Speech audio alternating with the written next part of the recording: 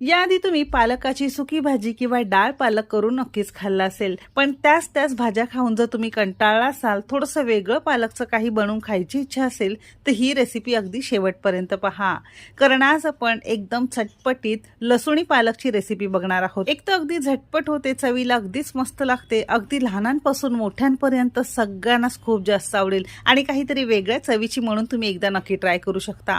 Recipe नेहमीप्रमाणे भरपूर टिप्ससह तुमच्यासोबत मी शेअर केलेली आहे, म्हणून ती अगदी शेवटपर्यंत नक्की पहा. सगळ्यांना एक कळकळीची विनंती आहे, तुम्हाला जर माझ्या रेसिपीज बघायला आवडत असतील तर कुकिंग तिकीट मराठी चॅनलला सबस्क्राईब करा आणि बाजूची बेल घंटा नक्की क्लिक करा. चला तर मग वेळ न घालवता रेसिपीला सुरुवात करूया. लसूणी पालक बनवण्यासाठी सगळ्यात पहिल्यांदा इथे आपण एक मध्यम आकाराची ताजी टवटवीत अशी आपण लहान आकाराची पालकची पानं घेतलेली आहेत. बाजारातून जेव्हा ही पालकाची भाजी निवडताना शक्यतो अशी ही छोटी छोटी किंवा गावरान पानं तुम्हाला